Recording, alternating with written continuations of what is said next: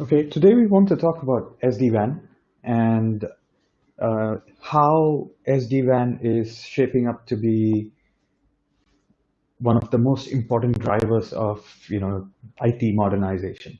And the reason why, we choose to discuss modern enterprises today in the context of SD-WAN is also because SD-WAN or the WAN in general is one of the components of today's IT infrastructure that is not quite modernized yet. If you look at the other components, our LAN has changed so much in the last 10 years. Our IT infrastructure has changed quite a lot in the last 10 years. We have had new technologies. We have had a lot of transformation happening in terms of on-prem virtualization, private cloud, public cloud, SaaS applications. But if you see, particularly the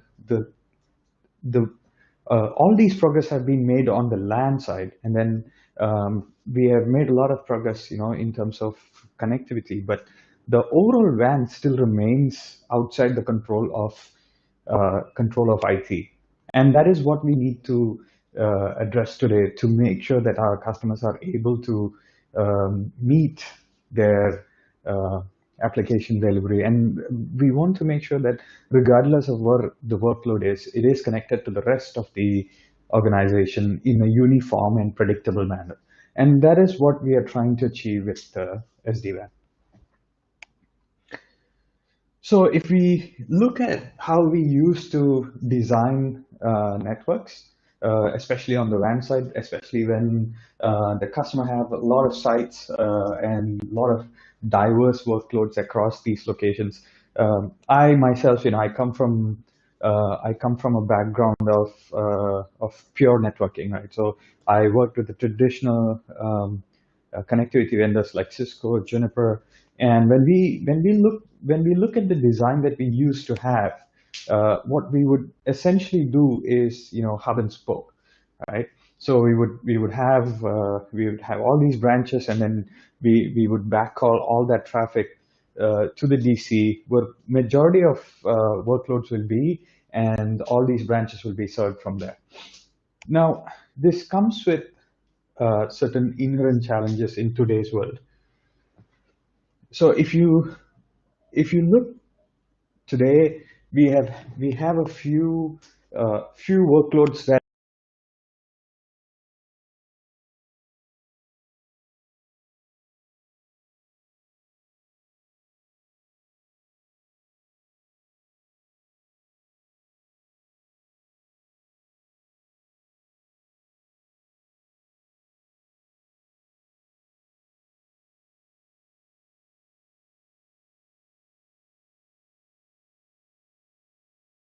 method of communication, and then typically there will be a backup link using IPsec. You know,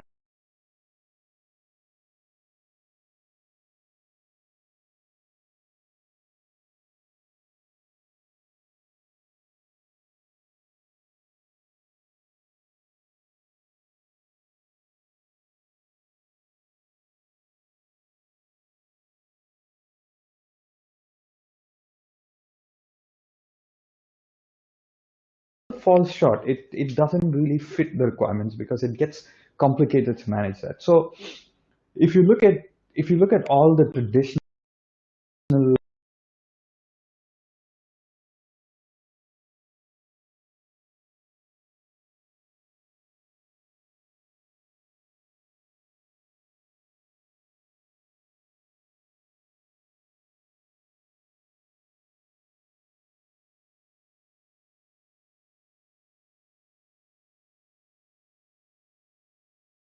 some of the automation features that we need today, especially if we are looking at a large number of sites, or if we have sites which are not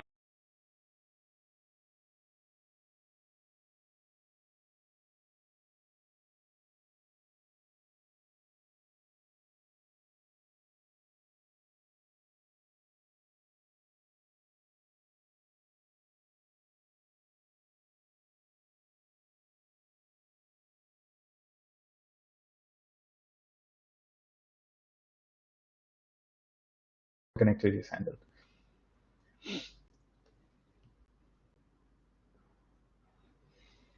And like I mentioned, there is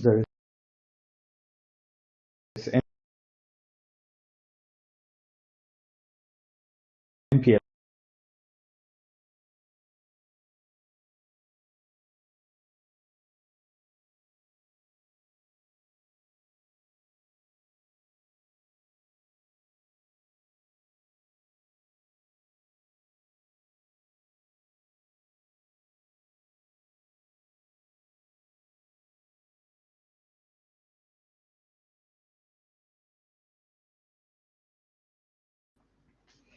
And of course, in many cases, unmanaged sites where we do not have traditional connectivity also typically gets left out of the overall WAN, primarily because they lack the means to be part of it using, say, MPLS or using a traditional IPsec connection.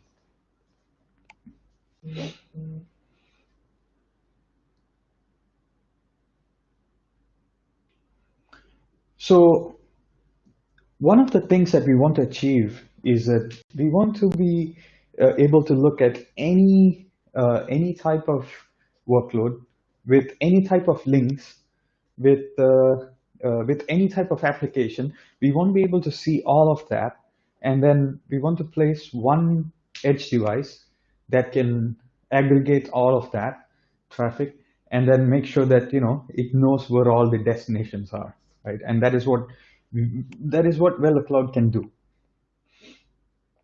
And in terms of provisioning, there is no more manual provisioning, because the Velocloud solution as such has an enormous amount of automation built into it. And that automation, which comes with a lot of smart defaults, makes activating the number of branches very easy on one side. And the second part is that we are not eliminating MPLS here, right? So we are not going to do that. Instead, what we can do is that we can either work with MPLS, bring that as part of the available bandwidth for a particular site and provide controls on what sort of traffic is going through that MPLS link. We can do that, or we can leave the MPLS out of it and create an alternate overlay across all the sites, and make sure that apart from the business critical traffic, which are not fault tolerant, which goes through MPLS, and rest of the application traffic is taking the overlay that we are creating. And the next point is that we can use connect SaaS sites. So one of the major advantages, or one of the major benefits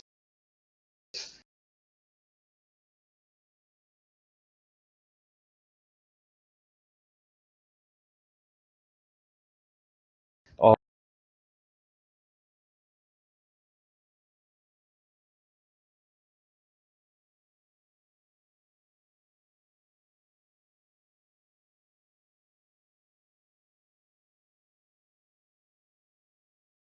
and when we do that, apart from this, there are gateways placed in the internet across all major service providers. In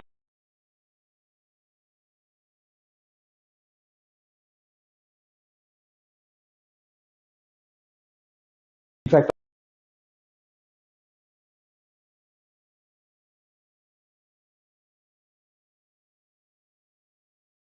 also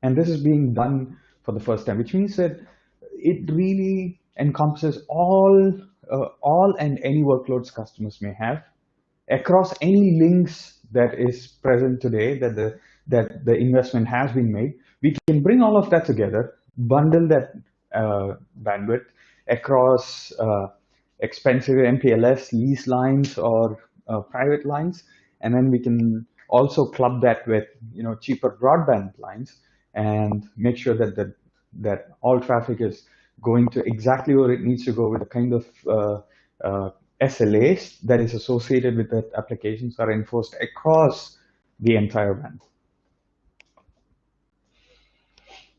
And all of this is managed from a single pane of glass. There is no individual logins into these devices that we will deploy in all the locations. All access is done through Orchestrator, which is in the cloud. And of course, like any true software-defined solution, there is a very clear separation of management and control.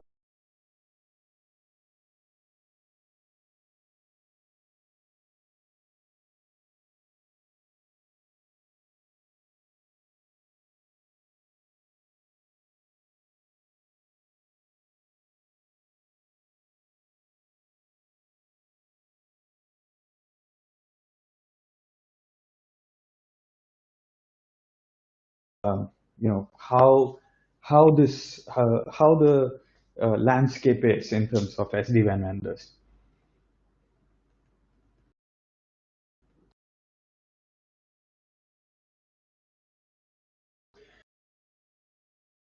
So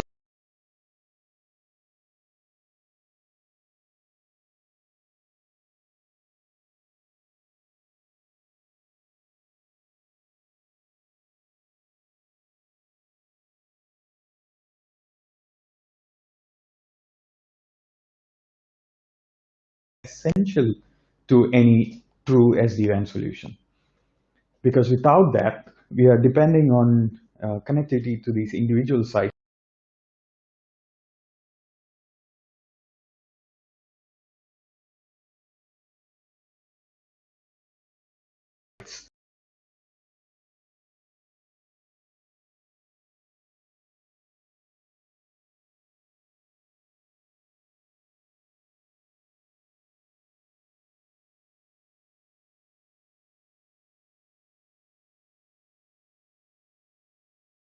Reach the Teams server, which is hosted, at Microsoft discussion, right? And optimize the traffic going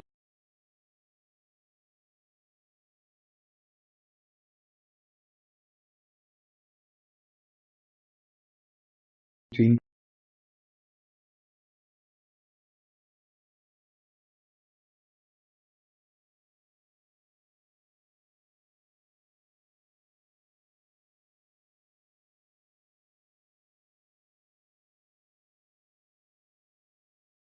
In most cases where the customers have ISR devices, they needed to be replaced or upgraded in order to implement VipTela on top of them, leaving Cisco out of the leaders quadrant, and now it's just Silver Peak and VMware in the SD-WAN leaders quadrant. So if you see the rest of the players in the market today, and you see Fortinet, you see Juniper, and all these, and when you see all these vendors here, again, the reason why they're not in the leaders quadrant is again primarily because of the gateways. It is also because all these firewall based solutions, they're built for a different purpose. And what I mean by a different purpose is that these are flow-based devices. Every firewall vendor has a flow-based mechanism. That is how firewalls should be built, and that is how it has been built. And a lot of progress has been made in terms of how much that flow module can process, depending on the vendor that you look. In case of Fortinet, it's not based on x86, it's based on their custom ASICs. But either way, it's still a flow module, and therein lies an issue. A flow is an entire session. So if you start a session, whether TCP or UDP, that entire session is one flow, which means that once you start that, whichever WAN link that that traffic is taking, it cannot change based on the firewall. because that would break that session, and it will have consequences. Now that prevents these firewall-based solutions from doing what we call a per packet steering. That's point one. And the second point is that if you see how all the firewalls have been traditionally designed and deployed, there is always, we always talk about failovers. So if you have multiple links, it fails from one to the other. And if we, in the traditional sense, if we want to use multiple links, we have to look at we have to go down from the application layer. We have to go to layer 3 and look at options at IP layer, like filter-based forwarding, or in Cisco terms, it's called policy-based routing. We have to utilize that in order to achieve utilization of all the links. Now we can automate this process as much as we want, but it's still layer 3. It is done in layer 3 because it cannot be done on layer 7 when we use a firewall-based solution. On the other hand, with Velocloud, we can do per packet steering, and we do not talk about failovers primarily because we utilize all the links, and we utilize the links in a way that we can control, or we can let the system decide. And the system is very intelligent to know which traffic needs to be prioritized, and what are the chances of that traffic reaching the destination, and how much time is it going to take, and how much packet loss it will encounter during that process.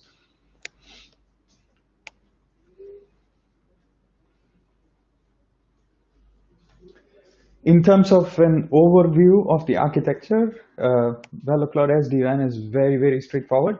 There are only 3 components that we need to know about. One is the orchestrator.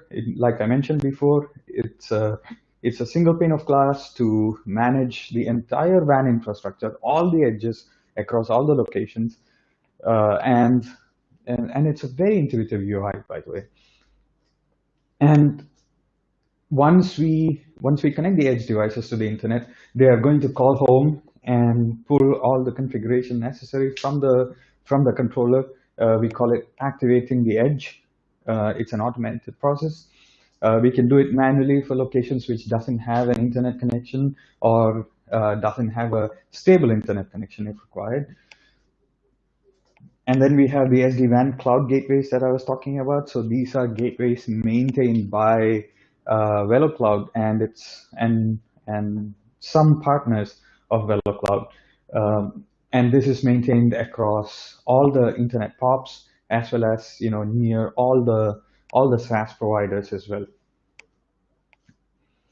And the edges, we deploy an edge in each location, or next to each workload, or next to users. So the DC, the branches, the AWS, Azure, or Google Cloud, all these locations will have an edge device, either a physical appliance or a virtual appliance. In case of cloud, it's just a BYOL, and it just brings all of these elements into the WAN network.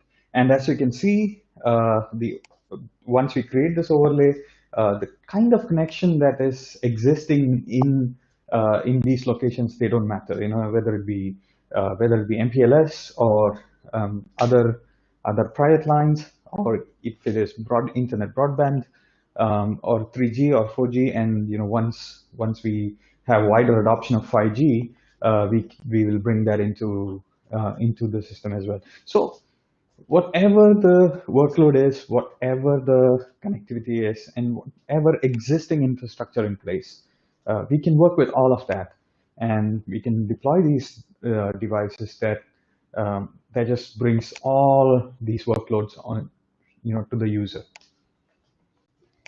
Let me quickly check.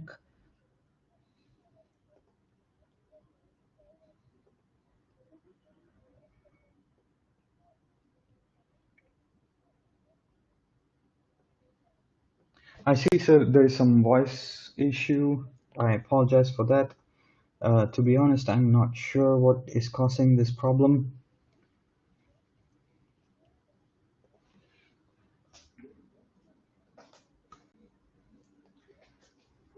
Okay, I wanted to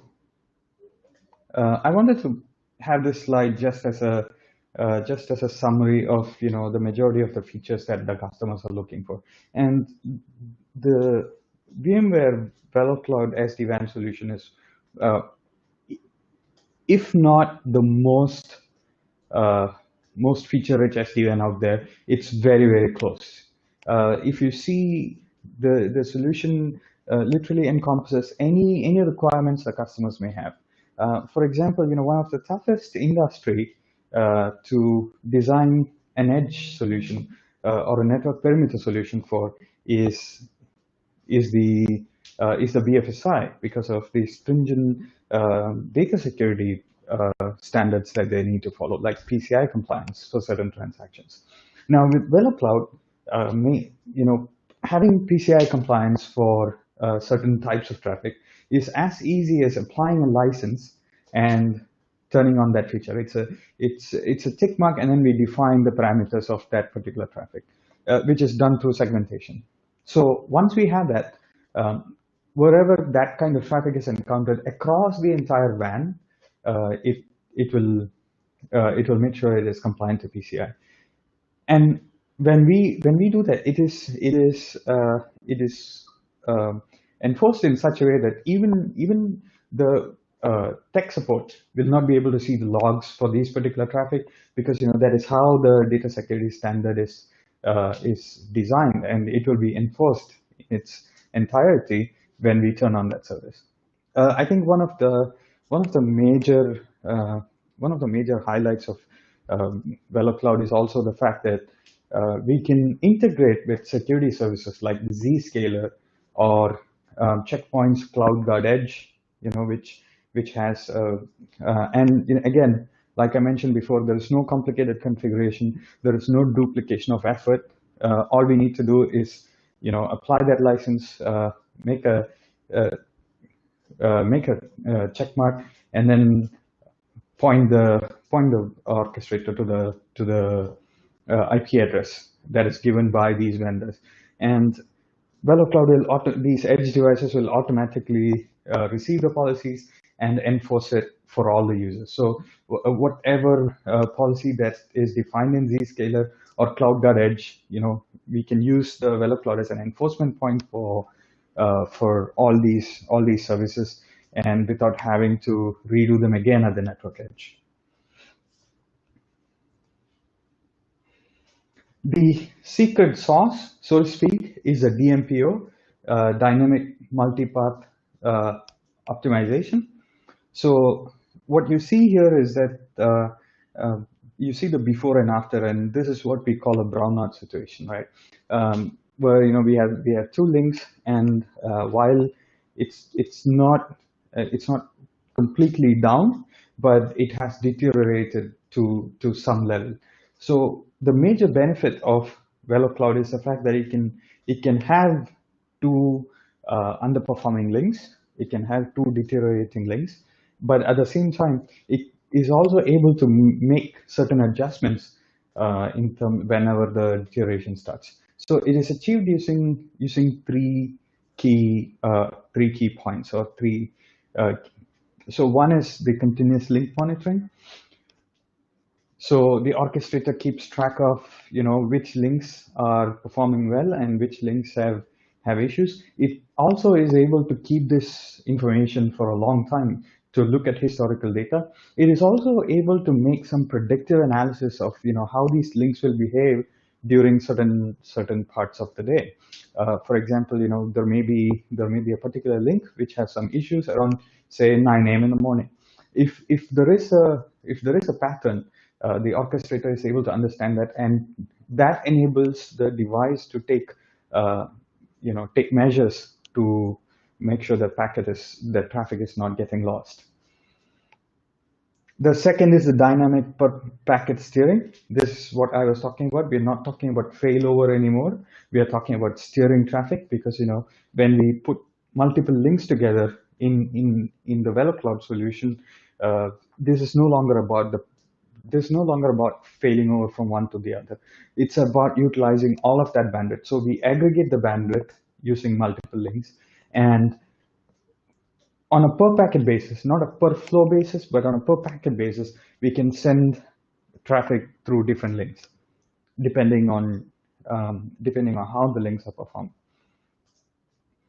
And of course, we are able to see the deterioration, as well as we have the ability to send packets different ways. And on top of that, uh, Velocloud can also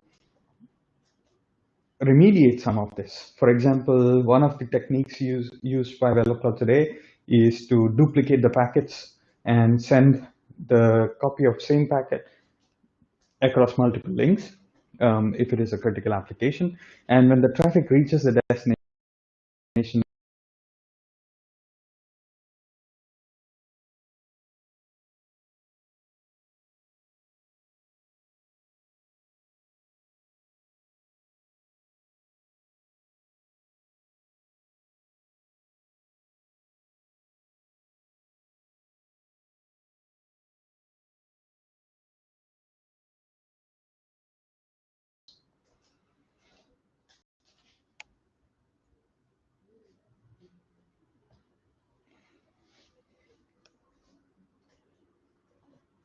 so when it comes to interactive video or any bandwidth intensive application, and when we have to transmit this over the internet, 2% packet loss is quite common.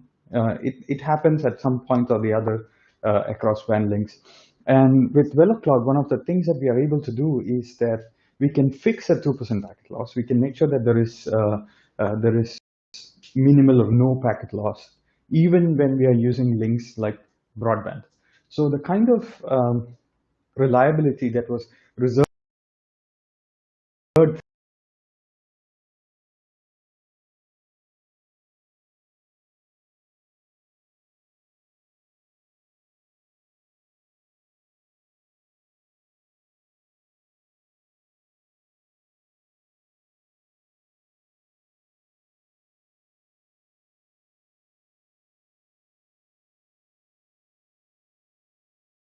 time, of course, we can achieve this with significantly lower cost.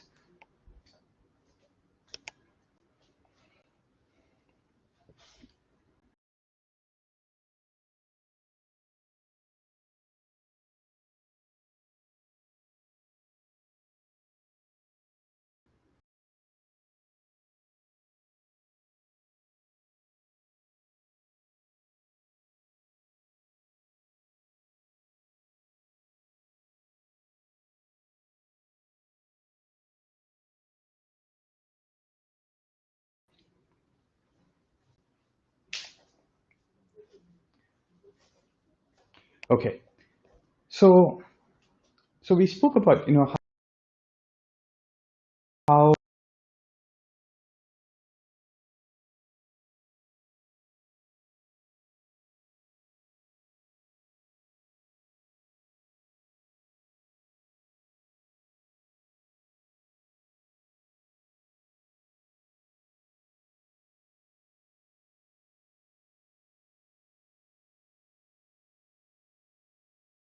they are, and from our perspective, we can bring that closer to the user. That we can do with Velocloud SD-WAN.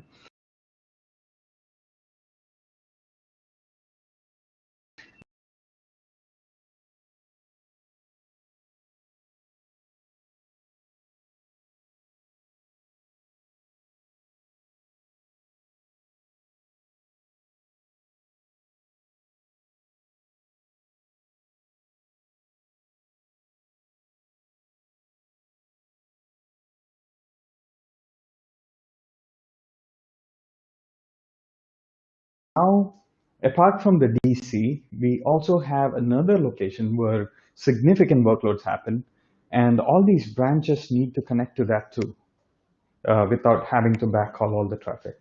And this is where SD-WAN plays a key role, and especially from Velocloud's perspective, what we can do is that we can place a virtual appliance in Azure, AWS, or Google Cloud, and have them connect to the branches directly without having that traffic go all the way to the DC and back to the cloud. And there's a cost factor to this too. If you look at AWS and Azure, they have their own solutions, which I think AWS calls it Direct Connect, and I think Azure calls it Super Route. Either way, when we get the traffic out of cloud and back to the DC, now that is a subscription service that we need to buy from these vendors. And if there is only one location, which is a DC, then it's fine because it's just between those two workloads. But if when we talk about more and more branches, and the fact that um, these connections can be expensive. This direct connect and these services can be expensive. So the moment we are talking about more than 5 locations, this becomes a really expensive solution to connect that cloud to all the branches. And in those scenarios, we do need an optimized solution. So again, we are not eliminating those services from the cloud providers, and that can exist between the cloud and the DC. However, the branches, what we can do is that using SD-WAN, we can optimize that connectivity and make sure that the cloud workloads are connected to all the users across the branches without having to experience latency of going through of that traffic going through the DC.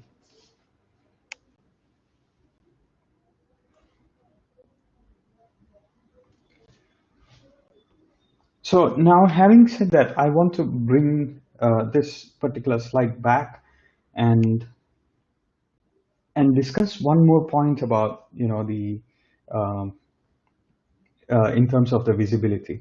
So VMware acquired a company recently, which is going to enhance the already existing analytics that we are able to do in terms of WAN connectivity. So today, today with SD-WAN, we are able to do something that has not been done in the past, which is to measure accurately, the connectivity of the links that make sense to each customers. When we have internet bandwidth, from an enterprise perspective, the most important aspect of it is how does that connect to the other locations. And today we can have that visibility. We can generate a lot of usable information using the analytics that is already being done by the orchestrator. And on top of that, and uh, as an added measure, another Another major advantage of Velocloud very soon is also going to be the analytics that we do not only on the WAN side but also across the LAN as well. And these analytics will provide us with insights that are key to understand how we use the network today, as well as how to optimize the usage and understand on a user, on an application basis, on how much capacity that we need and what the potential bottlenecks are.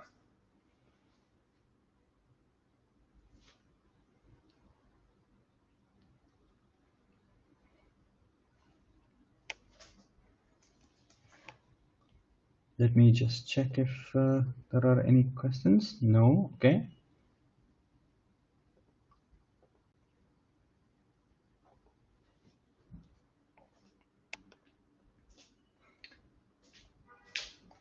Of course, every time we talk about network edge, security is always at the forefront of this, uh, and that makes a lot of sense because typically the network edge has been protected by a perimeter firewall, and with the new cloud-based solutions emerging, a lot of that is taken from the firewall and placed on the very edge of the network. So in that sense, what Velocloud can do is that Velocloud edge devices can uh, communicate with the gateway, which in turn pulls all these policies that we may have from a cloud-based service, and then um, apply that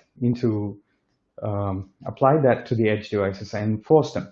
So if today customers are using Zscaler or the checkpoint CloudGuard Edge or capsule policies, like I mentioned before, all we need to do is to point the orchestrator to the IP address, and then once that is done, whatever policies are configured seamlessly are enforced across the edges.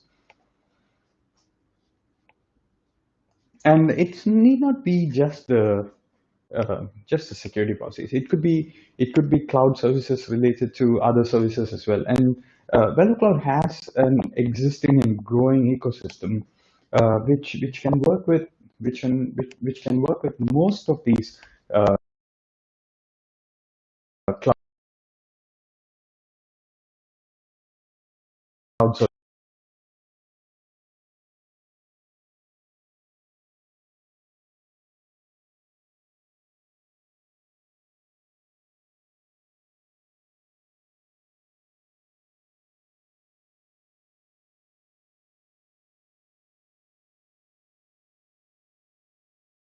Being in front of utilizing any UI has been hugely uh,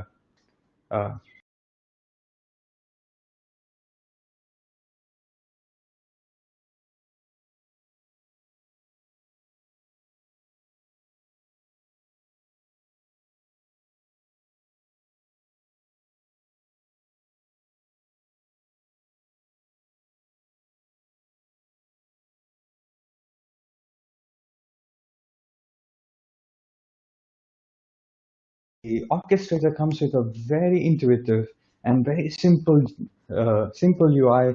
Uh, you know, it is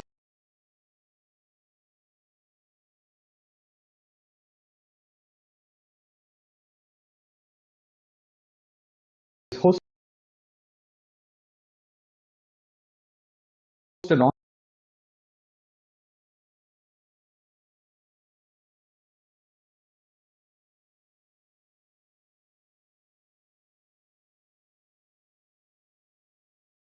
It is as close we can get to zero touch provisioning. And in terms of the major benefit of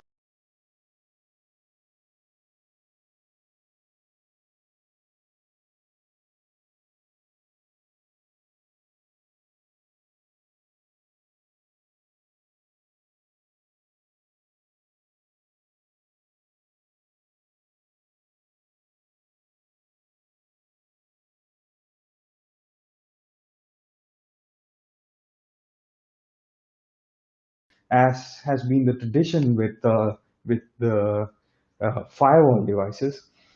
With Velocloud, what we do is we are going to be presented with a list of choice, and so instead of us typing and clicking a number of things to create these policies from the ground up, when when you see your application listed, once we select that application, uh, all the necessary parameters associated with it is already populated. So we just need to verify that and make any changes if we have. Even if the organization has custom applications, which is not in the list of the 3,500 that I mentioned, even then, creating a new policy for that application is going to be extremely simple. And in fact, we can.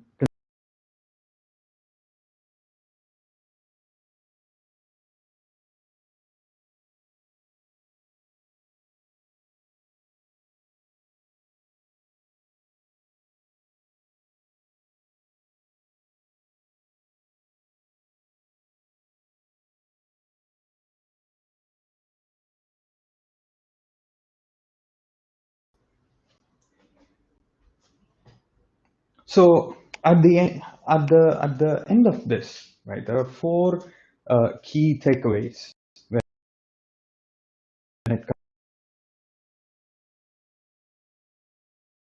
comes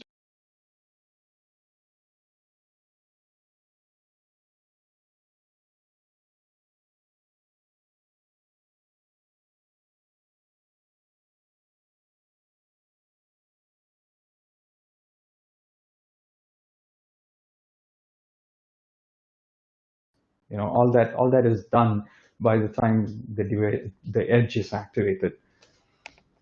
And once we have all the edges deployed,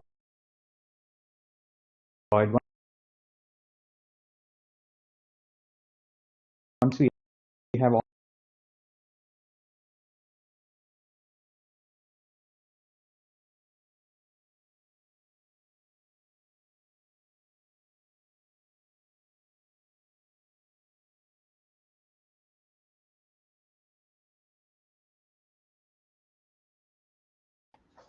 the second point is every time we talk about WAN, and the primary driver behind this is better performance for the applications.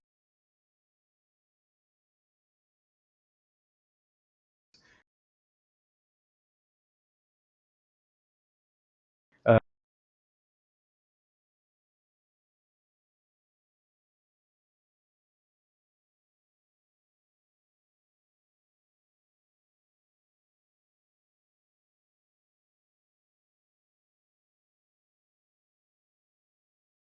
Quality of experience, primarily because every policy that we define in Velocloud is is based on application.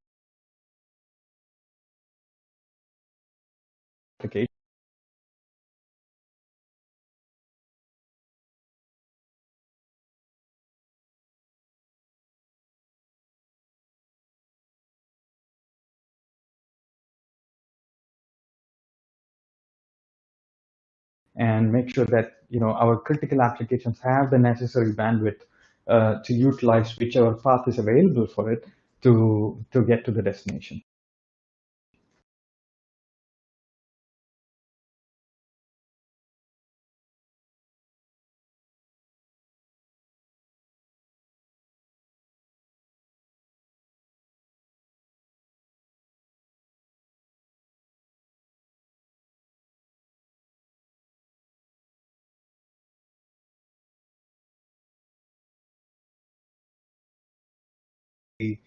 uh, Evident today with a lot of customers choosing Office 365 over having Microsoft Service being deployed on-prem.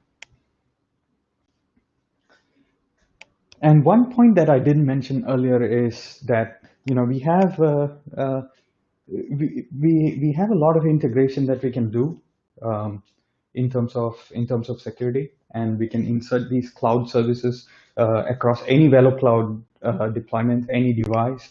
Apart from that, we also have partnered with Checkpoint, and what we can do is if we need to, we can have one Velocloud hardware edge device. We have a couple of models that supports this feature, and in that we can have VNFs. So we can take a Checkpoint VNF and run it, service chain that, and run it, in the Velocloud hardware. So the Velocloud will do the SD-WAN element of it, whereas Checkpoint can do the traditional firewalling and other security services as well um, and this can be done in a single hardware device, which is sold by Velocloud, and all we need is the Checkpoint license to be applied in this, which is of course managed via the controller. And once that is done, once the service chaining is done, um, depending on the kind of management that customers want to have to manage Checkpoint, either through a central console or on a per device basis, we can achieve this too. It could also be that we have certain locations where we are refreshing the firewalls, and we want to look at SD-WAN as an option. So we can start with this and then service chain the firewall to the SD-WAN in some locations, and the rest of the locations can stay with separate firewall and SD-WAN devices.